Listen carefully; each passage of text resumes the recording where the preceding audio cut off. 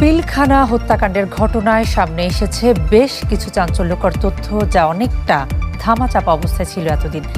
বৃহস্পতিবার অবসরপ্রাপ্ত এক সেনা কর্মকর্তার সাক্ষ্য গ্রহণে উঠে আসে এসব তথ্য।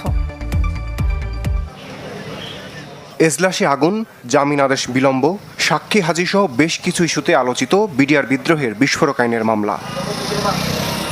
বৃহস্পতিবার অবসরপ্রাপ্ত মেজর জাহিদি আহসানের দেয়া সাক্ষ্যে উঠে আসে দরবার হলে ঘটে যাওয়া চাঞ্চল্যকর নতুন কিছু তথ্য। বর্ণনা করেন তার বেঁচে ফেরা আর নিজ চোখে দেখা নৃশংস হত্যাযজ্ঞ।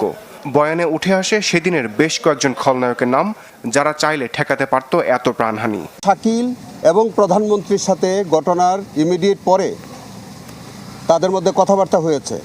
প্রধানমন্ত্রীর সাহায্য চেয়েছিলেন তারেক সিদ্দিকী, প্রধানমন্ত্রীর উপদেষ্টা, নিরাপত্তা উপদেষ্টা, তার সাথে এই সাক্ষীর কথা হয়েছে। প্রধানমন্ত্রী শেখ হাসিনা কোনো আর্মি প্রবেশ করতে দেয় নাই। ঘটনার সাথে ফজলে নূর তাপস, তৎকালীন স্বরাষ্ট্রমন্ত্রী সাহারা খাতুন, জাহাঙ্গীর কবির নানক, মির্জা আজমের নাম এলেও মেজর জাহিদের বক্তব্যে সামনে আসে নতুন সমীকরণ।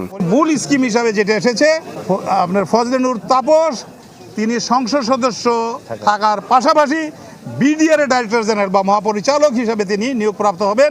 ষড়যন্ত্র কেন্দ্র সফল হয়ে গেছে। 7 জন সেনা কর্মকর্তা শেষ, মনে হলো বাংলাদেশ সামরিক বাহিনী শেষ। এ মামলায় এখন পর্যন্ত 287 জনের সাক্ষ্য গ্রহণ শেষ হয়েছে।